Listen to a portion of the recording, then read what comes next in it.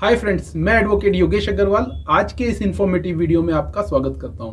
Friends, आज हम बात करेंगे, अगर आप कोई प्रॉपर्टी खरीदने जा रहे हैं तो आपको वो प्रॉपर्टी खरीदते समय किन किन डॉक्यूमेंट्स को देखना है।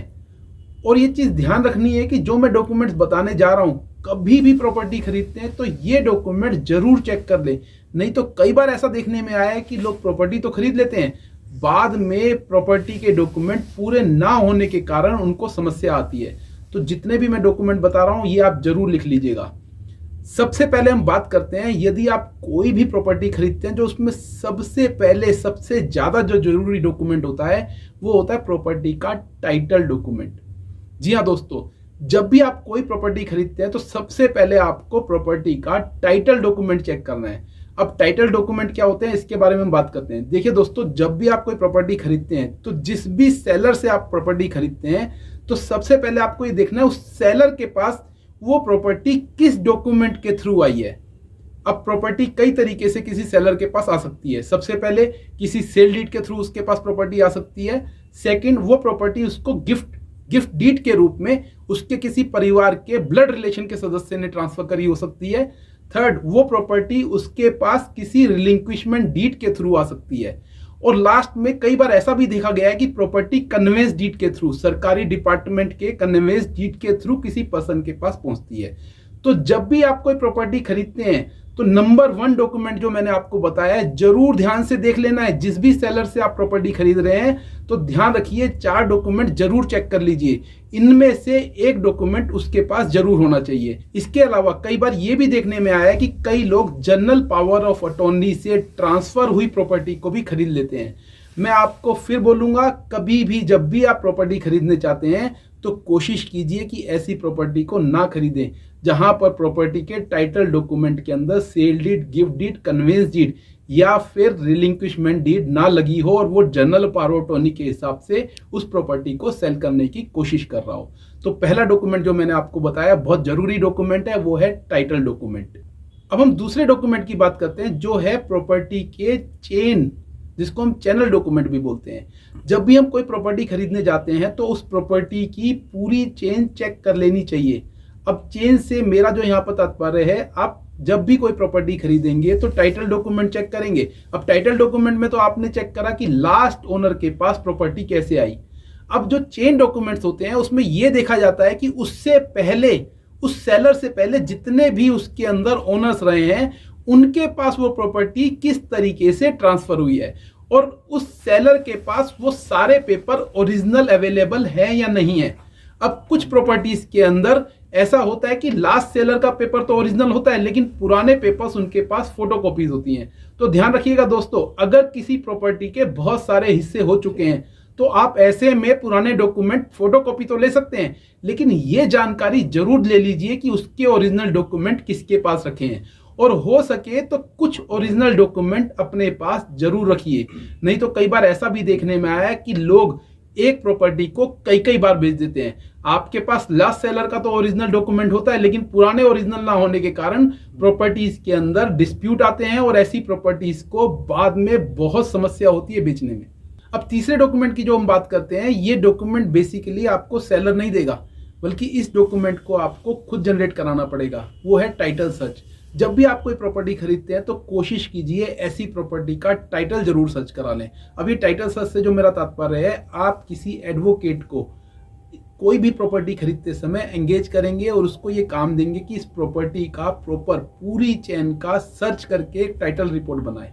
अब इस टाइटल सर्च रिपोर्ट के अंदर आपको ये तो पता लगेगा ही कि ये प्रॉपर्टी कितनी बार किस पर्सन ने सेल करी और किस ईयर के अंदर ये रजिस्ट्री हुई। इसके अलावा आपको इस टाइटल सर्च के अंदर ये रिपोर्ट भी मिलेगी कि क्या इस प्रॉपर्टी को किसी भी पर्सन या किसी बैंक के पास मॉर्गेज तो नहीं किया गया है। अगर ऐसी प्रॉपर्टी कोई भी आप जो खरीदने जा रहे हैं वो मॉर्गेज है तो मैं आपको सजेस्ट करूंगा ऐसी प्रॉपर्टी को ना खरीदें। नंबर 4 पे जो डॉक्यूमेंट आता है वो है आपका टैक्स रसीद।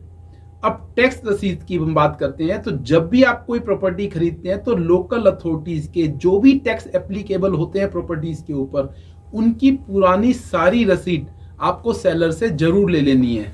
इससे आपको 2 फायदे होंगे। एक तो आपको यह पता लग जाएगा कि लोकल अथॉरिटीज में जो सेलर आपको ये प्रॉपर्टी सेल कर रहा है उसका नाम उस प्रॉपर्टी को लेकर के अपडेटेड है या नहीं, और दूसरा आपको आने वाले समय में कोई भी ऐसे एक्सेस टैक्सेस नहीं पे करने पड़ेंगे जिस पीरियड में वो प्रॉपर्टी आपके पास नहीं थी।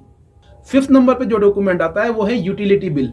टैक्स रिसीट के अलावा आप जब भी कोई प्रॉपर्टी खरीदते हैं तो सेलर से जितने भी उस प्रॉपर्टी के ऊपर यूटिलिटी बिल हैं उनको अपडेटेड ले लीजिएगा, क्योंकि कई बार ऐसा देखने में आया है कि लोग प्रॉपर्टी तो खरीद लेते हैं, उनके यूटिलिटी बिल के ऊपर ध्यान नहीं देते और बाद में उनको पता लगता है कि इलेक्ट्रिसिटी और वाटर के उस प्रॉपर्टी के ऊपर बहुत ही ज्यादा कीमत के बिल पेंडिंग है और बाद में सेलर से ये बिल ले पाना बड़ा ही मुश्किल काम हो जाता है। 6 नंबर पे जो डॉक्यूमेंट मैं आपको बता रहा हूं दोस्तों वो है म्यूटेशन। आप जब भी कोई प्रॉपर्टी खरीदते हैं तो वहां की जो कॉर्पोरेशन है उसके अंदर ये आप चेक कर सकते हैं क्या सेलर ने उस प्रॉपर्टी को अपने नाम म्यूटेट करा रखा है या नहीं, और अगर नहीं भी करा रखा है तो आपको ये ध्यान रखना है म्यूटेशन से किसी का टाइटल नहीं बनता है। लेकिन आने वाले समय में जब भी आप प्रॉपर्टी खरीदते हैं तो कोशिश कीजिए प्रॉपर्टी खरीदने के बाद आप उस प्रॉपर्टी को अपने नाम जरूर म्यूटेट करा लें। इससे आपको टाइटल तो नहीं मिलता है बट आपका अथॉरिटीज के अंदर नाम अपडेट हो जाता है और बाद में अगर कोई प्रॉपर्टी पे चैलेंज करता है तो आप उस म्यूटेशन के थ्रू बता सकते हैं कि ये प्रॉपर्टी पूरे तरीके से आपकी है। अब 7 नंबर पे जो डॉक्यूमेंट मैं आपको बता रहा हूं दोस्तों ये उन लोगों के लिए है जो कोई प्रॉपर्टी को बिल्डर से खरीदते हैं। कई बार हमने देखा है लोग किसी बिल्डर से प्रॉपर्टी खरीदते हैं और वहां पर मल्टीपल फ्लैट्स बने हुए हैं। जब आप कोई ऐसी प्रॉपर्टी खरीदने जाते हैं और बिल्डर से कोई प्रॉपर्टी खरीदते हैं तो वहां पर आपको पोजेशन लेटर और कंप्लीशन सर्टिफिकेट जरूर ले लेना है। अब ये ऑक्यूपेंसी सर्टिफिकेट और कंप्लीशन सर्टिफिकेट और पोजेशन लेटर क्या होता है, देखिए दोस्तों जब भी कोई बिल्डर फ्लैट्स बनाता है तो वहां पर उसको सरकार से उस पर्टिकुलर जगह पर वो फ्लैट्स बनाने के लिए परमिशन लेनी होती है और वहां पर यह भी दिया जाता है कि वहां उस पर्टिकुलर प्रॉपर्टी पे वो कितने फ्लैट्स बनाएगा। तो आपको ऐसे में जब भी कोई फ्लैट खरीदते हैं किसी बिल्डर से खरीदते हैं तो वहां पर उस पर्टिकुलर फ्लैट का पोजेशन लेटर ऑक्यूपेंसी सर्टिफिकेट जरूर ले लें। नहीं तो कई बार ऐसा भी देखने में आया है कि बिल्डर आपको ज्यादा फ्लैट बना करके ऐसे फ्लैट बेच देते हैं जो सरकार की तरफ से उनको बनाने के लिए अलाउड नहीं होते और ऐसी कंडीशन में फ्यूचर में आपको फ्लैट बेचने में बहुत ही समस्या आती है। 8वें नंबर पे जो डॉक्यूमेंट है दोस्तों वो है कार अलॉटमेंट लेटर। जब भी आप कोई प्रॉपर्टी बिल्डर से खरीद रहे हैं तो वहां पर ये जरूर ध्यान रखिएगा वो आपको कार पार्किंग के लिए एक अलॉटेड प्लेस देता है और आपको वो कार अलॉटमेंट लेटर जरूर में उस पर्टिकुलर प्रॉपर्टी के पेपर के साथ ले लेना है, नहीं तो फ्यूचर में आपको अपनी गाड़ी पार्क करने के लिए बहुत समस्या होगी और आपको इसके लिए बिल्डर से झगड़ना भी पड़ सकता है। 9th नंबर पे जो मैं डॉक्यूमेंट बता रहा हूँ दोस्तों वो उन लोगों के लिए है जो जमीन खरीदते हैं। जनरली हमने देखा है लोग कई बार एग्रीकल्चर लैंड खरीदते हैं या कोई इंडस्ट्रियल लैंड खरीदते हैं या कोई एजुकेशनल लैंड खरीदते हैं। जब भी आप कोई ऐसी लैंड खरीदने जाते हैं तो वहां पर आप कन्वर्जन सर्टिफिकेट जरूर चेक कर लीजिए, क्या जो वो लैंड आपने जिस पर्पस के लिए खरीदी है क्या वो लैंड उस पर्पस के लिए गवर्नमेंट से कन्वर्ट हो रखी है या नहीं। अगर आप कोई ऐसी लैंड खरीदते हैं जिसको आप किसी पर्टिकुलर पर्पस के लिए, मान लीजिए कोई लैंड खरीद रहा है जिसको उसके ऊपर एजुकेशनल इंस्टीट्यूट बनाना है और बाद में लैंड खरीदने के बाद पता लगता है कि वो लैंड तो एग्रीकल्चर लैंड है और वहां पर उसको कन्वर्ट भी नहीं किया जा सकता, तो आपका पूरा पर्पस डिफीट हो जाएगा। तो जब भी आप कोई लैंड खरीदते हैं तो वहां पर कन्वर्जन सर्टिफिकेट जरूर देख लीजिएगा। पे जो मैं आपको डॉक्यूमेंट बता रहा हूं ये बहुत जरूरी डॉक्यूमेंट नहीं है लेकिन आज के समय में लोग इस डॉक्यूमेंट को भी देखते हैं, वो है रेजिडेंशियल वेलफेयर का एनओसी। जी हाँ दोस्तों, आज के समय में सभी कॉलोनियों में रेजिडेंशियल वेलफेयर एसोसिएशंस बन चुकी हैं और वहां पर वो कुछ चार्जेस वहां के रहने वाले लोगों से वसूलते हैं। तो आप जब भी कोई प्रॉपर्टी खरीदते हैं या फ्लैट खरीदते हैं तो कोशिश कीजिए कि वहां पर रेजिडेंशियल वेलफेयर एसोसिएशन की एनओसी भी जरूर ले ले ताकि फ्यूचर में आपको किसी भी इस तरह की समस्या ना हो जिसमें आपको उनको पुराने ड्यूज पे करने पड़े। तो फ्रेंड्स, मैंने आज आपको वो सारे डॉक्यूमेंट्स के बारे में बताया जो आप प्रॉपर्टी खरीदते समय जरूर ध्यान रखें। इन डॉक्यूमेंट्स का अगर आप प्रॉपर्टी खरीदते समय ध्यान रखेंगे तो फ्यूचर में आपको कभी भी समस्या नहीं होगी।